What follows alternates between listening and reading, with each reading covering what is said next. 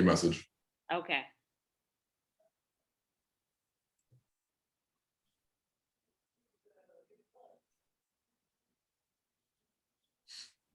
Awesome. All right, how was everyone's weekend? We got 2 more people joining. All right, that's great. Everyone had a good time? You guys make some sales? Yes, weekend was great. I got a new listing. I got like three new listings, possible 4 coming up in August. That's awesome. That's great news. How did you get those? Are those referrals or are those from calls that you're knocking? No, they like I do something for my church, and I do like a seminar. So one came from there. The other one, she used to be a client of mine in the beauty industry, and actually the other 2. So yeah. Okay. Perfect. But I did go on an appointment from the calls yesterday. I got to call him today because he's looking to move to Florida. So I got to call him today and keep talking to him. That's awesome. That's great news. Anyone who's been making calls will tell you that getting the appointment is half the battle. Once you're in there and you're in person, then it just starts to become, now this is a different skill that I need to learn. The whole different skill set that I need to learn once I'm in person, because maybe you get real comfortable on the phone, but then when you're in person, maybe you get nervous when you're in person, right? Like this is a whole new, and believe it, we don't get as many opportunities to practice the in-person thing as we do the phone call thing, because we make probably 100 phone calls before we get a listing appointment. And then once we get the listing appointment, how many times can you actually practice that? So you really have to kind of like role play that as well. When you're doing role play with your buddies, don't forget to actually do the in-home presentation as well. I mean, remember guys, it really doesn't have to be so rigid and stiff when you show up to someone's house. It doesn't have to be like, okay, well, this is what I do and how I do it, and this is everything about me.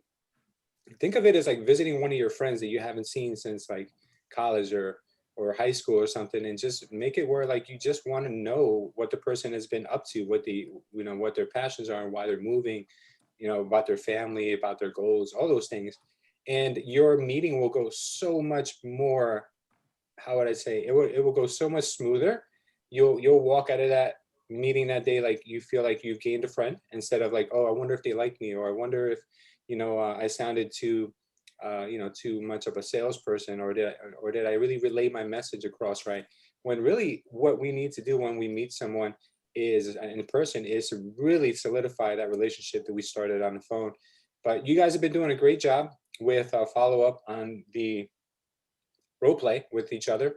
And today we're going to continue just a little bit more. We're going to give some new people an opportunity to actually try the skills and just continue doing it, because guys, there is no better time that you could dedicate to your business than meeting new people. However you do that, the most efficient way that I found is by prospecting on the phone. You can do it in person, you can do it at networking events, you can host meetings, you can do all these things that'll get you in front of a large amount of people at once, and it's definitely going to pay off big time.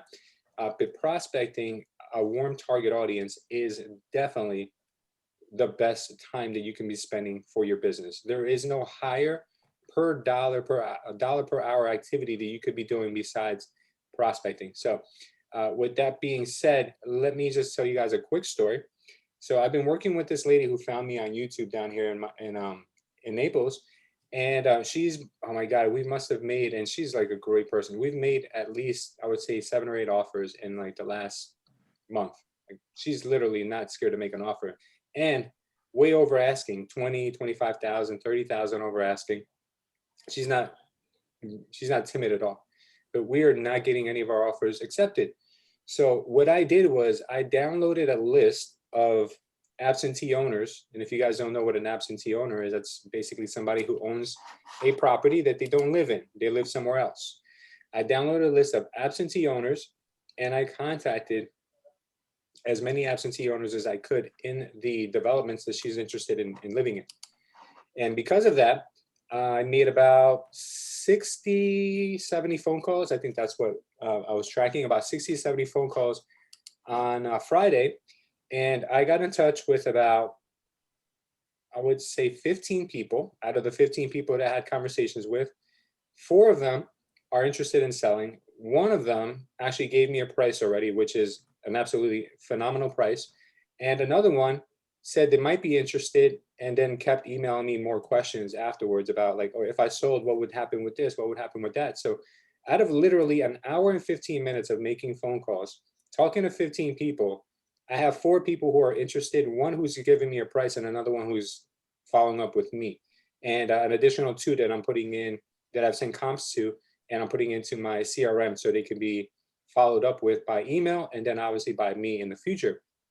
So why this is important, guys, is because now my client that I have no luck with, I have literally not been able to get her a house because it's so competitive in this market. I'm sure in your market as well.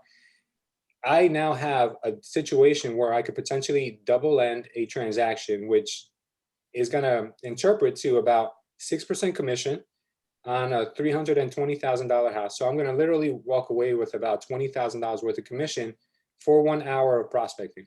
Can you make more than $20,000 in an hour doing something else that's legal? I mean, are you guys a surgeon? I don't know if you are or not, but the next highest paid thing that I could tell you right now, besides potentially landing yourself in jail, is being a real estate agent or an investor and prospecting and contacting people who are in your target sphere of people that you need to be talking to. So hopefully that is going to motivate you guys to just pick up the phone, make sure you're safe, obviously, make sure the people you're calling, are able to be called.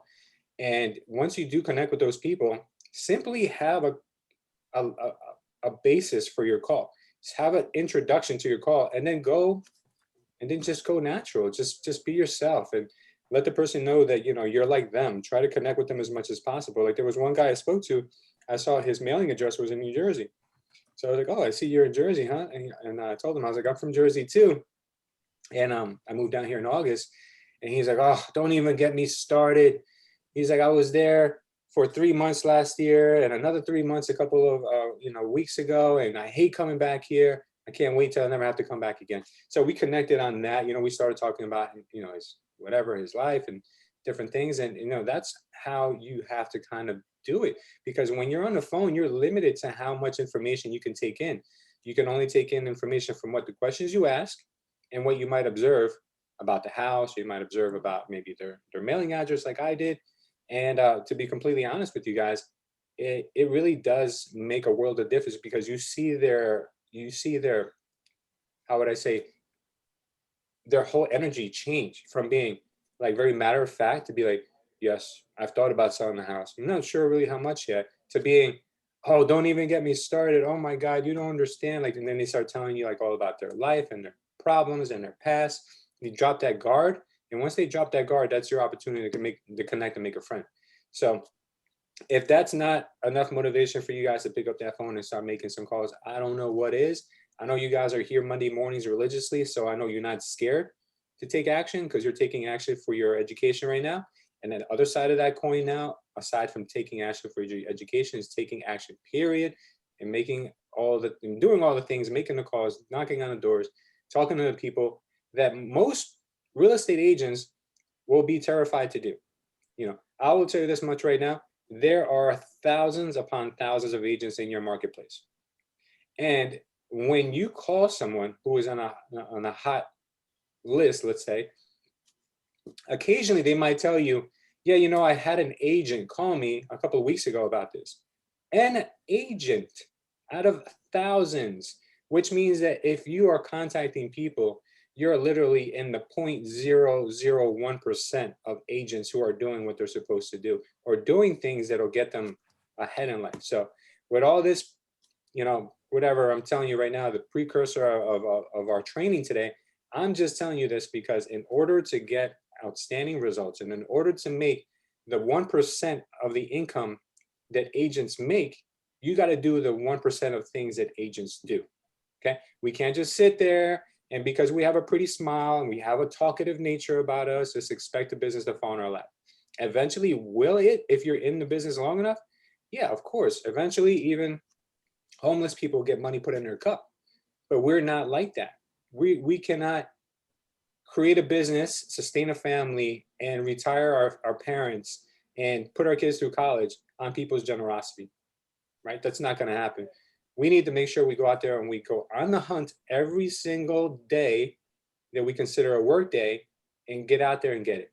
All right. And the way you do that is by honing your skills. So with that being said, for anyone who's new today on the call, we're going to go over some of our skills. Anyone who hasn't participated yet, I would love for you guys to try. And if anyone who here wants to maybe get a second opportunity and go at it again, we'll do that too. But really the purpose of our calls for this last few weeks have been really, let's get our dialogue in order. I believe that dialogue is one of the most important things next to knowledge. And when you combine the two, you're going to be a killer. You're going to be a machine, taking listings left and right. Over 100 listings you can carry with no problem, guys, and still have a family life and still have a personal life. But you cannot carry more than 3 or 4 buyers at once without driving yourself absolutely nuts. I'm sure you guys have all been there. So let's go ahead and try this right now. First of all, let me just go by and tell you this much. Let me go down a list. Maybe just ask you guys, what do you think is a really hot target right now in your area? Would it be for sale by owners? Would it be expires? Would it be, maybe high equity? Or is it, see, in my area, I think absentee owners is great, but that's because it's my area. What do you guys see that might be a really good target demographic for you in your area?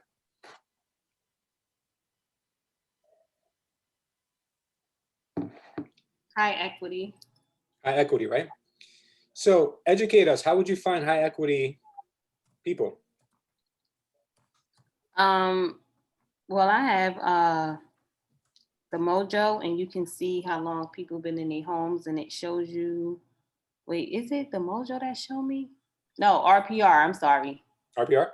RPR. Yeah. So It you shows. can, I'm sorry, Tammy, go ahead.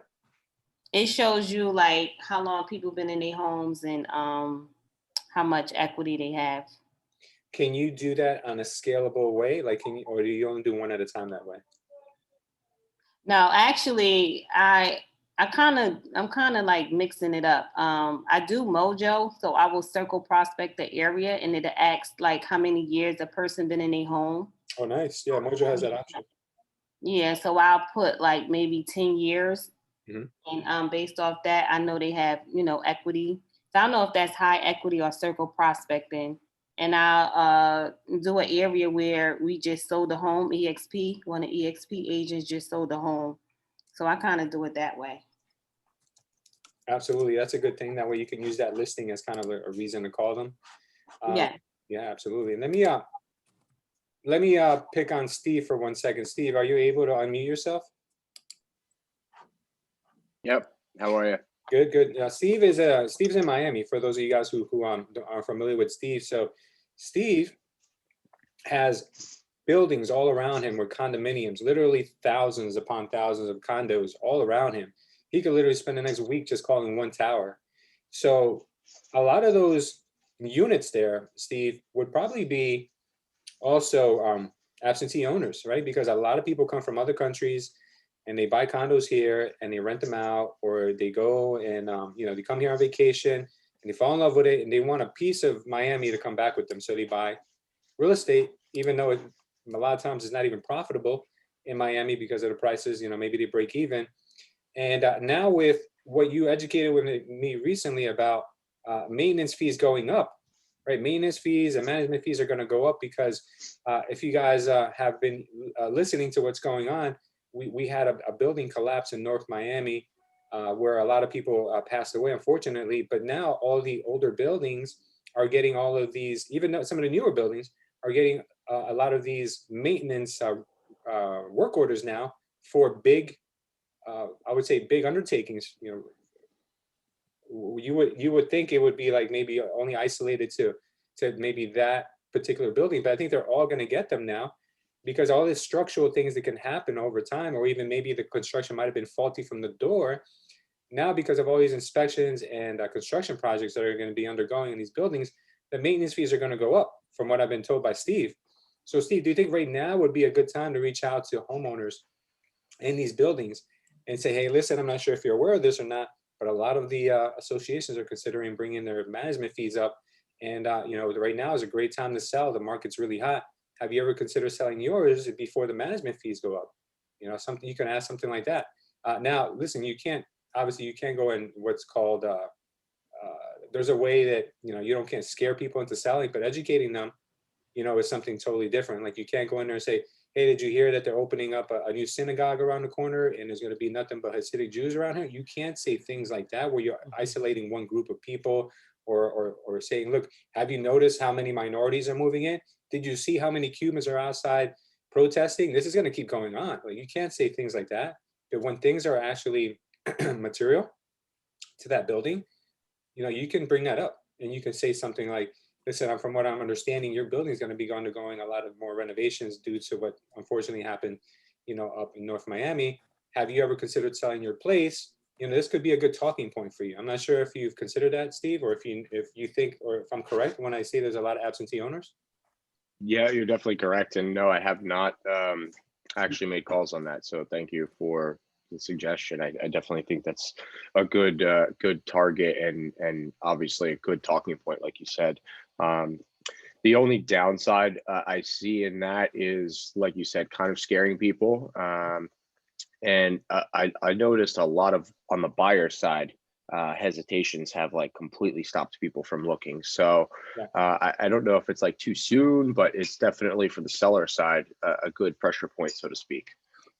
Yeah, absolutely. Well, you have to kind of isolate which buildings are still highest demand. I wouldn't go into the ones that have the lowest demand and start to accumulate listings there. And I also wouldn't start off with saying, hey, listen, I'm not sure if you've heard about the issues right now with the maintenance fees. Initially, to sellers, what I would do is just make an introduction, say, I'm not sure if you know this or not, but we are at an extreme lack of inventory right now. Prices are through the roof. And I'm calling to see if you'd ever consider selling, because we definitely need more inventory. And right now you can probably get top dollar. See what they say. And if, they're kind of on the fence about it and you guys get into a conversation, then you can kind of bring up the topic of like, listen, have you received any correspondence from your association yet about raising the maintenance fees or the management fees? Because I know a lot of buildings are getting that. This also could also kind of dig into your profit on a monthly basis, kind of like put that idea into their head. That might really be a tipping point for a lot of people who do consider, who would consider, or who are considering selling their properties there, especially the ones that are out of the country. If you can get a hold of them, the ones that are out of the country probably don't come here as often, and they probably feel very kind of removed from the investment. And then depending when they bought it, if they bought it, for instance, let's say 3+ years ago, because what I do is when I downloaded the list, I took away anybody who purchased the property within 3 years. I also took away anybody that was any duplicates. So that way I could just, if they own 3 units, I'm not going to call them 3 times. I just narrow those down. And I believe I also narrowed down the ones that were management companies or real estate companies. I took those out. Only ones I called were the ones with names and they were bought over 3 years, had bought past 3 years, because that way I know they have equity and I'm not just calling someone who bought it like last week. Does that make sense? Yeah, 100%. And also, to your point too, during COVID, a lot of Canadian owners aren't able to get to their properties, and there's actually a ton of Canadian interest in Miami, believe it or not, which is something that I recently found out. A ton of property owners are from Canada, and because of the whole COVID restrictions, they haven't been able to get here. So that might be a great target market for me. Yeah, the Canadians are literally stranded in Canada right now, so they're a great demographic to go after. And you guys know Canadians are really nice people, so you probably won't get chewed out over the phone. They're extremely nice. Careful with the ones from New York, though, right, Tabitha? All right, so now let's go ahead and jump into some of the action. I'd love for some volunteers to jump on some of these calls. I think Belinda was on the first week with me. Alejandro hasn't done one yet. I'm gonna see if Alejandro could jump in with us. And let's try with Anna. Would you mind jumping on the call if you're available, if you can? Yeah, I'm here. How are you? Alejandro, are you able to talk, or are you busy, buddy?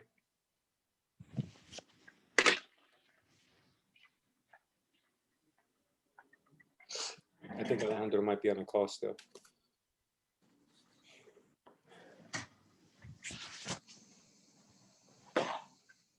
Okay, no worries. Anna, I'll jump on a call with you. I will I'll play the homeowner. Okay.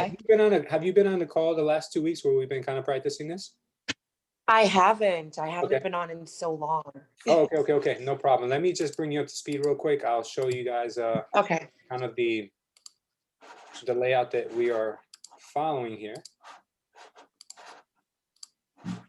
Okay, so no pressure. I'm being perfect with this, okay? All Okay. you have to do is, these are 6 points, and I hope you guys can see my screen. These are 6 points that I'm just bringing to your attention as someone who's prospecting. Is number one is creating instant rapport. So that means instant rapport would be in a way that you can connect with the person instantly by maybe being a very friendly voice when you call, not being robotic or being a person who addresses themselves way too properly. And instead of being, hello, Anna, my name is Louis, the purpose of my call, like that, it's too robotic. You know, your friends don't call you that way. They don't call you like that. They call you, hey, Anna, how you doing? What's going on? You know, so Right. something like that, more relaxed. Get them excited. You know, tell them the statistics or immediately about, you know, what's going on in the area. Ask the right questions, add value, leave some mystery, and then close. Now, you don't have to be perfect. You don't have to worry about if you missed one or another. Just kind of be yourself, and just at the same time, try to see if you can incorporate some of these if you understand what they mean. If you don't worry, we'll cover them after you give your first go around. Okay. Okay, let's do it. Okay, great. All right, so I'm going to answer. Hello. Wait, I'm the buyer. You're the seller? agent. You're the agent who's calling me to see if I would consider selling my property. Okay. Okay, go ahead. Hello. Hi, Lou. How are you doing this morning? I'm doing amazing. How about yourself? Who is this, by the way? I'm doing great. My name is Anna with eXp Realty. Hey, Anna. How can I help you? Oh gosh, I lost track. Sorry. No problem. I'm so bad at this. Okay, let me try this again. Okay. You were doing great so far. All right. So I want to know if you're interested in selling your property, right? Absolutely. Just phrase it just like that. Cut to the chase. Okay. All right. My name is Anna with eXp Realty. Hi, hey, Anna. How can I help you? All right. So I was calling to see if maybe you'd be interested in selling your property. I know that's cutting to the chase, right? That's fine. I mean, that's good. I mean, you know Okay. what? Not really sure. Why do you have a buyer for my property? Is there someone that's interested? Well, I do have a few buyers that are interested in buying, looking into single family homes in the area and surrounding areas. Yeah. And it's a really good seller's market right now. You know, I've been in touch with a few other sellers in the area, and no, I can't say that. You can say anything you want as long as you make it sound good. You're right. No. Yeah. So I've been in touch. Well, I've seen a few other houses for sale in the area, and they've been going pretty fast in the surrounding areas. So just wanted to touch base with you and see if that's something you'd be interested in looking into. What kind of a price range are we talking here? I mean, I don't usually like to give prices over the phone. What I can do is send you a quick CMA report with a few recently sold properties, but I would not be able to give you a set price until I come in and see the condition that your property is in, see the inside and so forth, and just talk to you a little bit more about any additions that you may have done, any upgrades, stuff like that.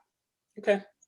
Yeah, well, listen, I really don't have time for all of this right now. So if you could, I'll just drop you And my that's email fine. address.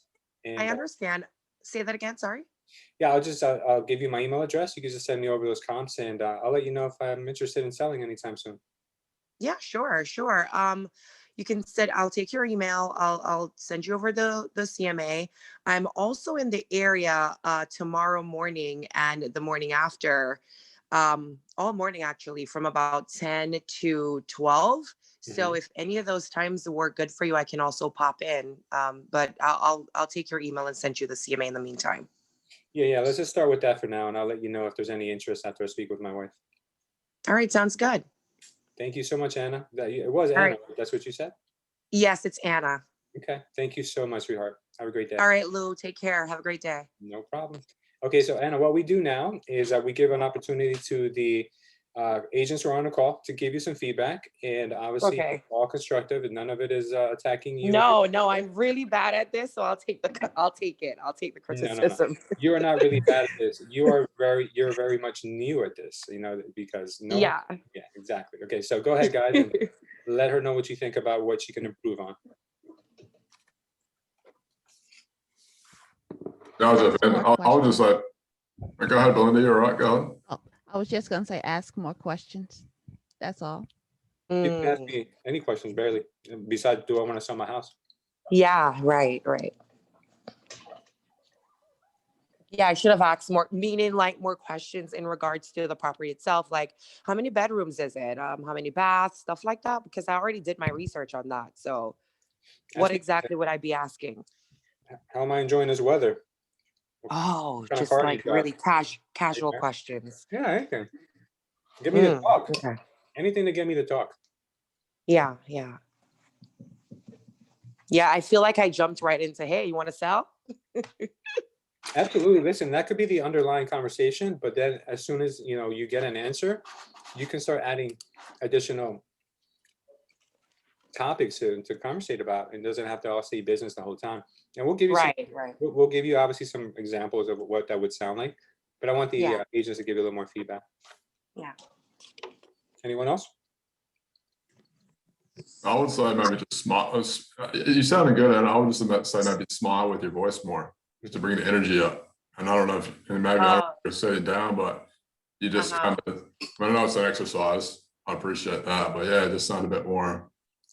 I mean, you know what you're talking about. So just sound like you know what you're talking about. Just sound a bit more confident. You know what I mean? So Yeah. if you smile, then you're happy, and then Lois, oh, well, she's smart. Yeah, I might sell my house. So, but if you're like, oh, do you wanna?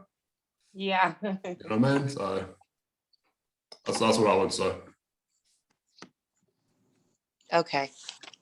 And I actually think your tone was really good. And I didn't know you were new. You actually sounded to me like a seasoned agent. So you had me convinced because I'm No, new. I've been an agent, Oh, but okay. I don't get on calls. Like I never like I'm Oh, see, so I read you right. I read you right. Because to yeah, me, like I'm you sounded somewhat like you knew what you were shy. doing. Yeah, like I'm somewhat shy. And if once the conversation starts, I'll get into it. Mhm. But I'm not used to getting on calls, getting on the phone and calling. Like I haven't done that. Yes. Well, Yeah. I think and then I'm glad I read what was true, which is that you do have experience. I heard that in your voice because for Yeah. me, you had a great tone. Uh-huh. And I think simply the only feedback is these 6 steps. Like, for example, when I first got on the call a couple Mondays ago and I didn't know about the 6 steps, I was probably in the same position as you, but I think I wouldn't even have been able to get as far as you did. Like, I thought it was good how you circled back and were like, hey, can I come over?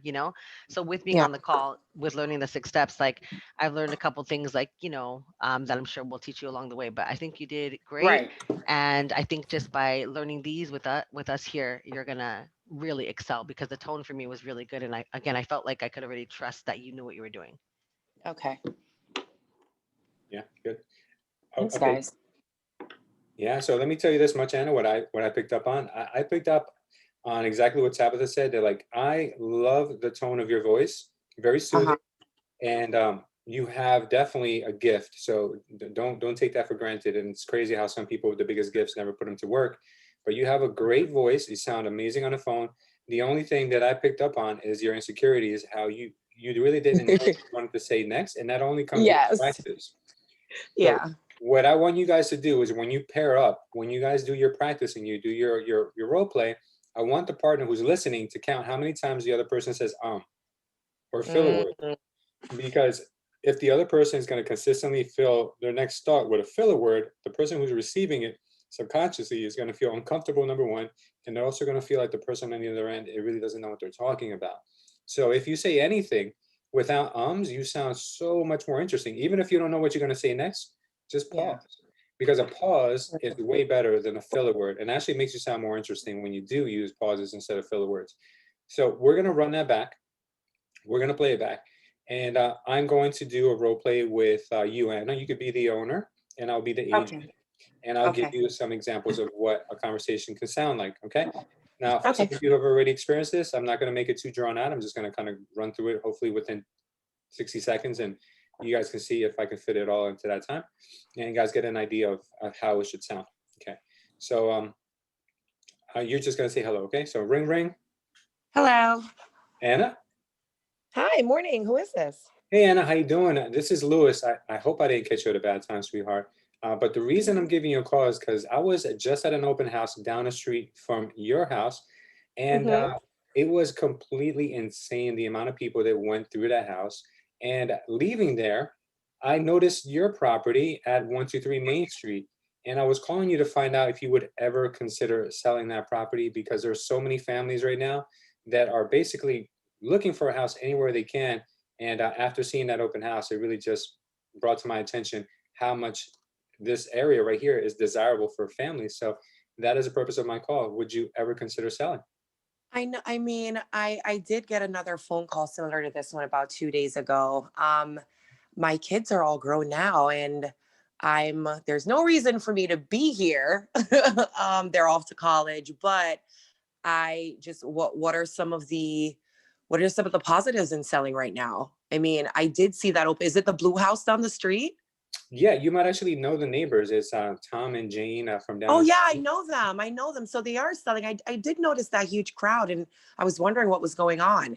I mean, what are the positives in me selling? I mean, this home my children grew up in. So I would love to hold on to my home, but there's really no specific reason for me to hang on to it and stay here. I would love to move away to Florida, somewhere in the tropics pretty soon.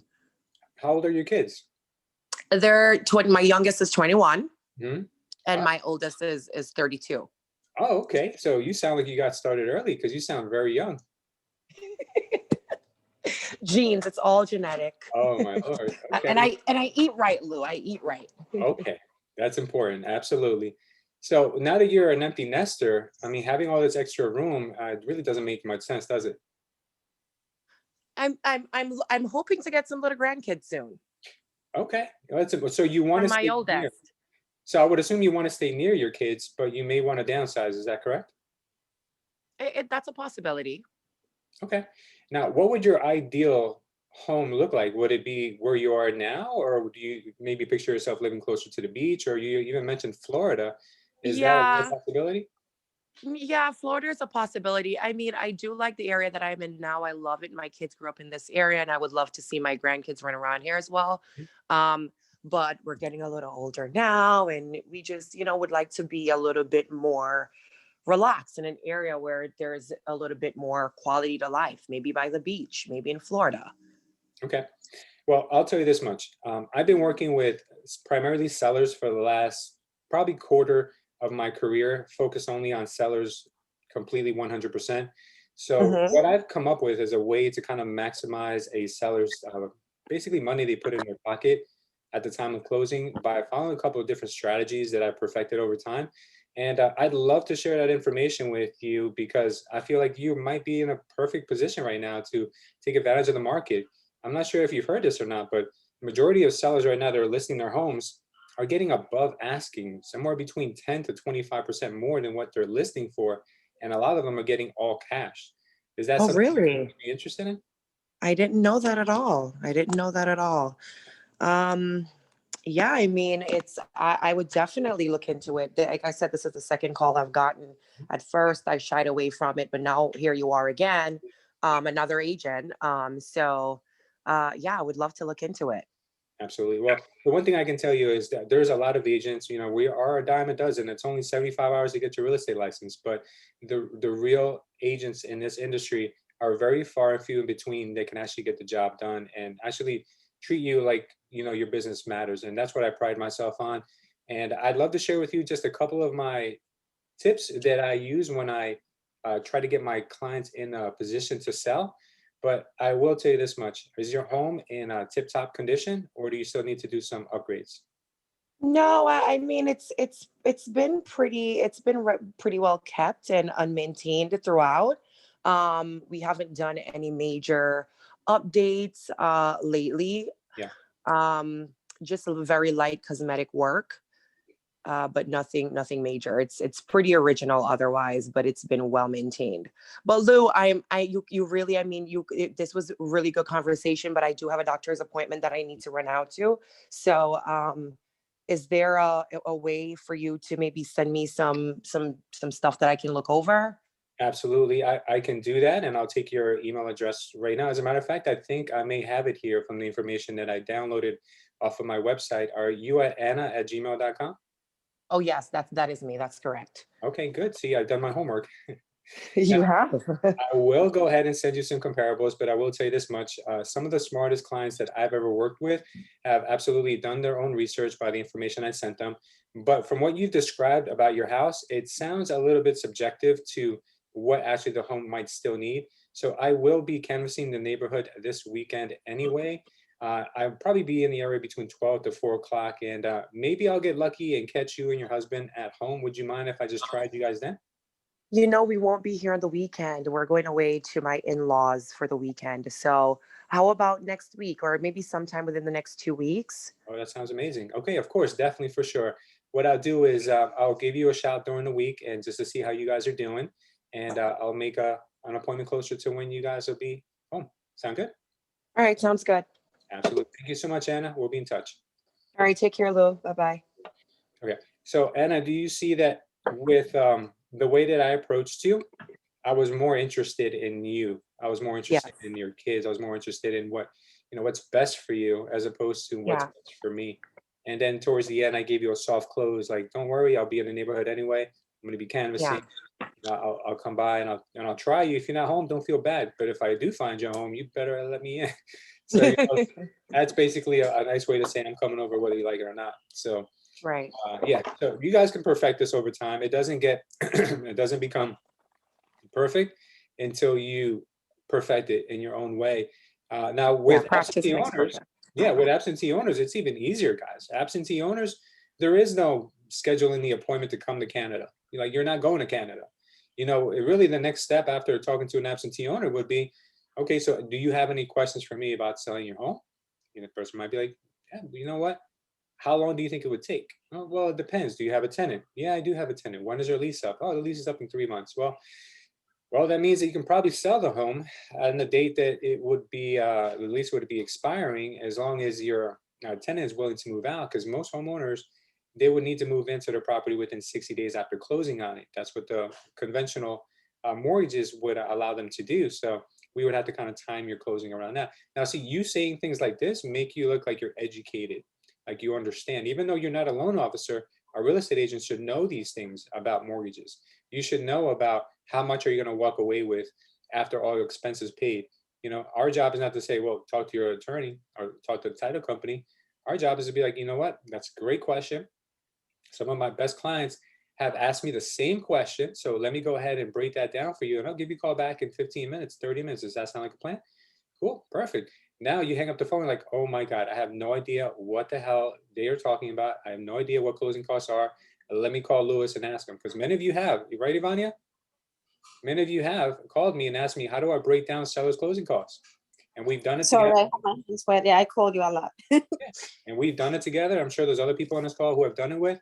And you realize, like, after you've done it once, you're like, oh my God, it's so easy. Like, why don't I do this with every seller just to kind of set myself apart? So that's adding value. Like a seller saying, oh, well, listen, well, how much can I sell my house for? Well, it's so important about how much you could sell your house for, but it's probably more important how much you're going to walk away with. Don't you think that's correct? People be like, well, what's the difference? Well, the difference is that there's a lot of closing costs that first-time sellers, you see that first-time sellers, a lot of them are first-time sellers, don't even know about. Did you know about transfer taxes? Did you know about having to pay for any open taxes or water or anything like that? Did you know that you're going to get your escrows back? Do you know what escrows are? Some people don't even know what escrows are, and they get like a $3,000 check in the mail a month after they close on their home, and they're like, "What is this? Oh my God, it's got $3,000 in the mail," and they had no idea. So all this is stuff that you can use to add value. So those are just some examples for you. What do you guys think? What did you guys think from the example that I just gave, Anna? Did you guys take anything away from that? Because you are so natural, I don't think you ever said who you work with. Never asked. I mean, if it's something that I'm not using as my selling proposition, that's not important. Mm. Yeah. The conversation I've been having recently has been really easy for me to have because I'm working with a lady right now who is literally pulling her hair out because she needs to be in a certain neighborhood because her son goes to a certain tennis academy and she has to be in that area. So my conversations recently have been like this. Anna, the reason I'm calling you today is because I've been working with this young family who has literally made tons of offers with me and we have not been able to get any of them accepted. Her son needs to be in a certain neighborhood because he has special needs. Now, I didn't say tennis, right? I said special needs. And I'm not saying he's mentally disabled. I'm just saying he has special needs, which is true. He needs to be in a certain tennis camp, has special needs, and it's been very difficult for us to find a place. Now, what I did there is I just I tugged at their heartstrings. At the same time, I'm delivering my why. Why am I giving you a call? Do you think anyone after that is going to tell me to go to hell? I'm telling the person that this is the reason I'm calling you is because we're kind of like desperate at this point, and we're just contacting neighbors in the communities that she's interested in buying in. And because of that, I'm getting such a warm reception from people because it sounds like not only am I doing a good deed, but they would be doing a good deed by parting ways at their place. Does that make sense? Hello, question. Yes. Hello. Yeah, first of all, I apologize. I was on the phone Oh, trying to okay. make the last offer on the highest and best. I can imagine. Yeah, okay. So my question is, I'm not sure if I'm doing the stuff right or whatever, but and the offers I'll be doing like the love story type, like the family, Yeah, a little story, a little picture and stuff. Well, if they want to, I asked them, and they're already tired of sending offers, so they were like, yeah, whatever it takes. yeah. So what you're saying So is when you're presenting your offer, you're presenting it with a story. you with the story right on front with the picture of the family, if they want to, Mhm. and just saying, whatever, how much they need the house because of whatever situation. Let's see my latest one that got accepted. I call it the love story. We call it the love story, Yeah. but we're not trying to the listing agent. We're just trying to get the offer accepted. So it was a young couple. The lady's pregnant. They need a house because they need to leave the lease is up. Yes. So is that allowed, right?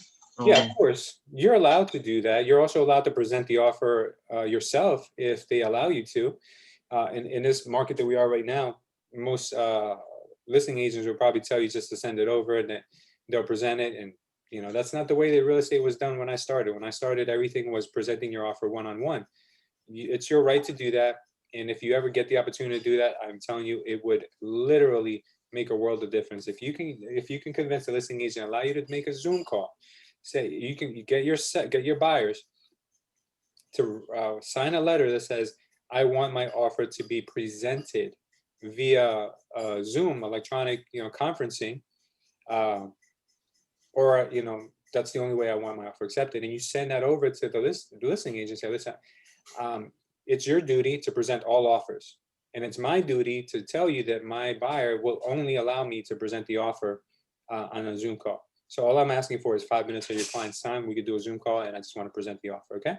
And then at that time, then you can sell your client, you can give your best features of what the offer is.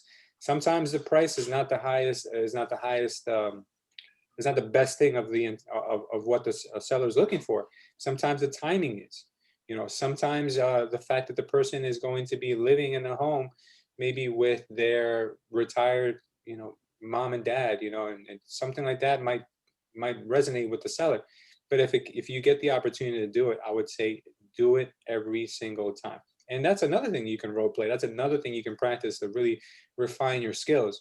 And not only that, but by you doing this, you're going to be leaving a lasting impression on the listing agent. As long as you respect the listing agent and you don't try to overstep the listing agent, because that's one thing people hate, is to be kind of not in control of their own transaction.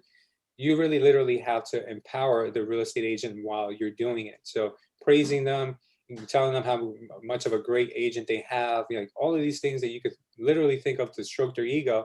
Meanwhile, selling your client, obviously your offer and your client, to the seller. That would be a great way to do it, Alejandro, if you can. I mean, it's going to be a little difficult, but I'm not saying it's going to be impossible. I'm sure there's harder things to get done right now. But I will tell you this much, Alejandro, it worked a lot better, those letters, when it was a one-on-one market and we're trying to get a discount on a home, or maybe it was like 2 offers in the fight. Now we're talking about like 10, 20 offers on every listing. I've even seen listings on the MLS that say, please no escalation clauses and no love stories. Literally on the listings, it says, do not Yeah, send your love story. Yeah. Well, I wanted to mention something. I took a class about, putting in offers since I'm new and whatnot. And if I'm not mistaken, Jeffrey Kist, or at least in New Jersey, they made us aware that we're no longer allowed to do that, because in the love letter, I guess it can be discriminated upon, because if they say, like, for example, my buyers were the Mancias.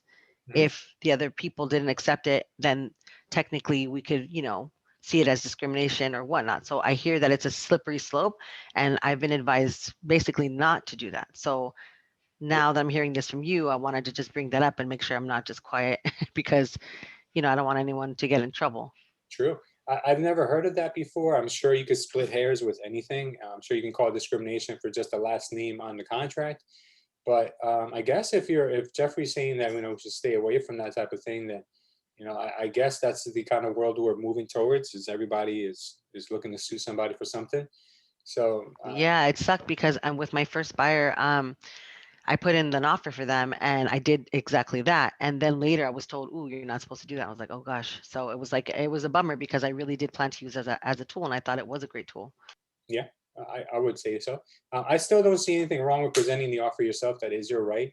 And what you say during that meeting, I mean, then you got to use your best judgment to not maybe stray into an ethical thing, or maybe into any type of protected class, all those things you want to take away from it, strip away from it. Besides the fact that maybe they listen, this is a young couple, and they really need to be in the school district, and they've been looking for a long time, and hopefully you can, maybe consider that when making your offer. I don't know, whatever you want to try. But if you do get the opportunity to present it yourself, I do think that even on the very surface, the seller is going to say, wow, this real estate agent actually went out of his way to present this offer. And if it's between yours and one other one, I think they'll probably go with yours. I mean, put yourself in a seller's position.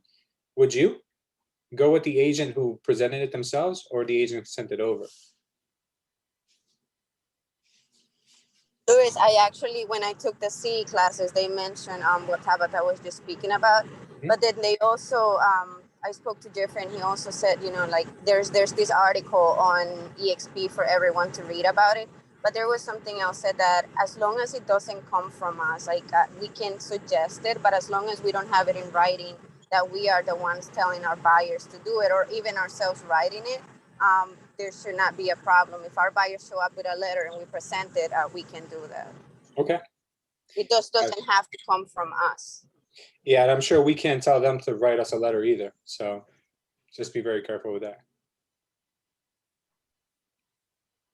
Okay. What else do you guys think that you could be doing more of when you're approaching? We kind of got off the topic right now when it came to presenting offers. That's obviously wasn't our main core topic today. But do you guys have anything to add to the whole presenting of the offers thing? Because that's obviously been very, very difficult recently. Has anyone been having any success doing anything kind of outside the box?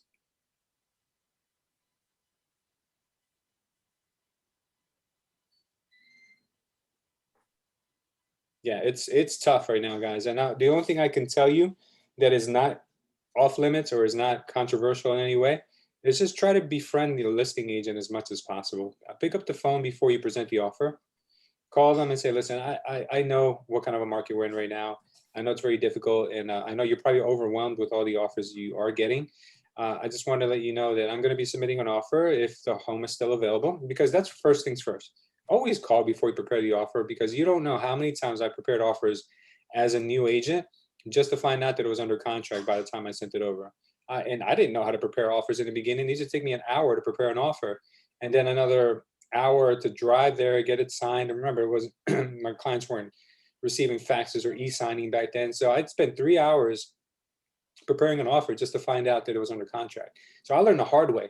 You know, you guys nowadays obviously send everything's electronic and everything is templates.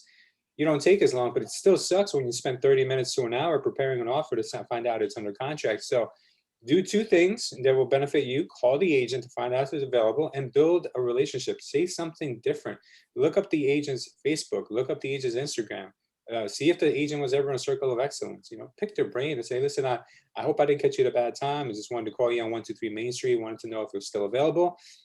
Yeah. Okay, great. Hey, listen, I just want to congratulate you. I noticed that you hit silver in a circle of excellence last year, and I'm actually striving to do the same thing. It's my second year in real estate. Is there any tips or any advice that you can give me that worked for you? You know, just talk to them and just see, like, have a relationship, have a friendship. At the very worst, you might learn something. You may not get the house, but maybe you'll learn something. You know, try that if your offers haven't been getting accepted. I'm telling you, it works, guys, for sure. Hey, Lou, another thing that saved me a lot of time writing offers. Last year, I was getting burnt out writing offers, getting absolutely nothing accepted. So this year, I said I had to do something different. What I do is I pick up the phone, I call the listing agent, I say, hey, man, you know, what, do you have any offer higher than whatever my client is willing to go to the most? And sometimes, you know, they nice and they like, yeah, you know what, we have higher offer than that, so it most likely not, you know, get accepted. Okay, thank you, appreciate it. Gave me a lot of time of writing offers. Yep, absolutely. Yeah, so I just go straight. That saved me a lot of time.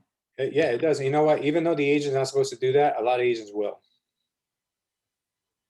I also add on my questions to the listing agent, what will make the seller happy? Sometimes the seller needs to stay in the house for a couple more days after closing. Sometimes they need to close fast. So if you ask things like that, if you're nice enough, they will tell you. Yeah, for sure. 100%. The last thing I did, and it was my first offer, I basically was seeing the writing on the wall of the bidding war happening, and I stepped away while I was in the showing. My buyers were in the house, and I called the agent and I said, listen, my buyers are here. They love it. They want to make this their home. What's the seller's final number? What do we need to do to make it happen? And just kind of cutting right to the chase. Knocked out a lot of the BS. They didn't have to deal with multiple offers. She said, hey, here's the number that they're looking for. It was 10% over asking price, but still, I went back to my clients and said, if you want the house, this is the number, you know? So sometimes just, you know, stepping away and saying, you know, hey, we're in the house. They don't want to leave. What do we need to do to make this their house? That kind of just like puts the selling agent kind of under the gun. And in my case, she reached right out to her seller and said, what's the number that you want to see? And we made it happen. So in a market like this, sometimes that works. Yeah. Yeah, I'll tell you what, this much, it won't hurt. It will definitely won't hurt. Great advice, guys. You guys are definitely giving everyone on this call some value. Okay, real quick, the last piece of advice I will give you guys here, or I guess experience that I've of all the tools I've ever used over the years, I feel that the system that Alejandro introduced me to called PropStream, this one is probably the most valuable resource that I think you can use. And the reason why is because no matter whether you're looking for expireds, you're looking for absentee, pre-foreclosures, violations, any type of demographic you might be looking for in your area, they're all here, easily downloadable, and you can get the information from here. If anyone's interested in getting a 30-day free trial, you could just go to our website, culture.estate, and use the promo center. You'll see PropStream, and it'll take you to the promo center. You could try it out for 30 days. If you like it, if you don't like it, then you can go ahead and use any other system that you've already tried, or maybe other systems out there that you've used. But I feel like that one is really like all-in-one type of like great system. They'll even give you phone numbers, but I think the best place to get phone numbers from what I've learned, also Alejandro brought to my attention, has been REI Skip Trace. REI Skip Trace is, I think, 14 cents per record, and they only charge you for the ones they come back with successful numbers. So that was actually very accurate from the information I've been pulling, and all information I pulled last year. It's been pretty much spot on. Just remember to make sure that you guys are running those numbers through DNCs before you call. You don't want you to see yourself get in trouble. And yeah, for anyone who's looking to improve the odds of getting their offers accepted, you definitely want to implement all the things that we talked about today, but nothing is more important than building that relationship with the agent first, calling them. And even before you show the house sometimes, right? How many times have you gotten shown a house and you're like, why did I go and show this house that was 30 minutes away and it wasn't under contract? Because sometimes they don't update their showing time, right? You go and show it and you come back and it's under contract. Why did you let me show the house? You know, you start to question yourself and you look at them like they're insane, but it happens. They get busy. They're listing agents. They've got multiple listings, I'm sure, that they're working with. And you know, maybe the admin forgot to update it, or maybe they forgot to update it, and you just went and showed a house to a client who fell in love with it. Meanwhile, it was never available to begin with. So maybe even before you head out. Before you even go to, I know it's a hustle, but in this market, we waste a lot of time. Run some comps because a lot of the prices on the MLS are ridiculous. And when you run comps, there's like nothing that matches up. So when you get there and your client's asking you questions, you don't know what you're talking about. Yeah. Yeah, absolutely. Great advice. Anyone else want to add anything before we go? I would like to share an experience I had here, if it's okay, if you have a minute or two. Go for it. Thank you for speaking up. So I found a card on my door from a guy named Jeff telling me that he's interested in buying my home cash. So, you know, I sat down with my husband and I said, because my husband commutes to work an hour and he's like getting so tired of it. So we were thinking about it. 2 days later, the guy comes and rings my doorbell. And I tell him, you know, we are interested, but can you pass by around 5 when my husband is here so you can speak to him? And he was so pushy trying to get into the house. Well, can I just take a look at the house? And then at 5 o'clock, you know, I'll talk to him. And he got so pushy. He got me so anxious. I told him that even if we do sell, we can't leave the home until end of the year because my son is deployed and I have some of his furniture, I have his pets. I'm helping, you know, care, like drive around his wife and stuff. She doesn't have a license. Yeah. And no, he was like, well, you can be out of the house in 10 days and we can put his stuff in a storage. He annoyed me so much that I canceled at 5 o'clock. Yeah. I don't have my license. I'm here because of my brother, Jose. I'm his assistant. But I saw that as everything he did was so wrong. Good. Yeah. Yeah, that's Good. that's what I wanted to share. That's amazing, because learning what works and learning what doesn't work is just as important. Because look, that agent, he's literally able to probably get an ethics complaint for what he did. Because first of all, like, no man should try to make his way into someone's house when the woman is home alone. That right there is just like, you're incompetent at that point. Like, if he was one of my friends, Yes, he made me so uncomfortable. I'm so sorry to interrupt you. Yeah, I was so uncomfortable with that. Yeah. Whenever we've covered the topic of door knocking, we always say that your job is not to try to get in the house at that moment. Your job is to try to make the appointment to come back. If the person wants you to come in and invites you to come in at that moment in time, first of all, you need to make sure that, you know, it is obviously wise to do so. Like, if it's just you and it's like, let's say maybe the owner's underage 17-year-old child that's letting you in, you don't do that. Like, you just don't. Like, you gotta be an idiot.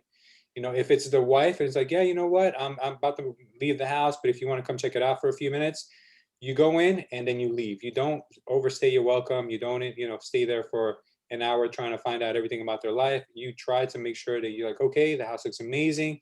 I would love to speak with you and your husband. Can I come back at a later date? You know, and try to just be in and out as soon as you possibly can. Even maybe you want to go as far as just maybe hit record on your phone with the voice recorder, just in case, you know, just in case anything maybe come up later that says you were inappropriate or whatever. You got to protect yourself if you're a guy, and you especially have to protect yourself if you're a woman. If you're a woman and you go door knocking and the guy is like, yeah, why don't you come on in? You got to be very careful, girls. When you girls are door knocking, always go in pairs. Never go alone. Right? Or you can even go with a guy. It doesn't have to be another girl. It could be a couple. Maybe soften you guys up a little bit. Thank you for adding that, Sonia. That was awesome. Yeah, you're welcome. No problem. I mean, I you know, I join your meetings weekly and I hear you guys doing the role play. And, you know, sometimes you make it hard for the agent to even get that appointment. You tell them, well, think about it, you know, I'll give you a call. And I gave him that appointment right there. Come back at 5, and he messed it up. Oh yeah, he trampled all over that. Yeah. Horrible, horrible. His interests were definitely way ahead of yours, and you can tell. All right. Okay, everyone else, everyone good? Any other additional questions or concerns? All right. Thank you, everyone, for being on the call. Let's go ahead and close out with our prayer today. Father, Lord, we thank you for giving us this opportunity to learn what we learned today. We thank you for having this group of amazing agents, individuals, human beings, fathers, mothers, brothers, and sisters that we have on the call today. Father, we just ask you to forgive us for any of the things that we've done, Father, that have not been aligned with your ways. We ask you, Father, to just make us better individuals and better examples for others. And we thank you, Father, for all the blessings that we have in our life and everything that we've already been blessed with that we don't even realize on a day-to-day basis, Father. We thank you for those little things, Father, for the food, for the house, for everything, for the air that we breathe, for the ability to start over today. We just ask you to bring us back here in to this place in good shape and good health, Father, this time next week. In Jesus' name we pray. Amen. Thank you, everyone. Have an amazing week. Amen. Thank you. Amen. Thank you, Louis. Have a great week, Thank you. guys. Yeah, cheers. Enjoy. Thanks, Lois. Bye, Ash.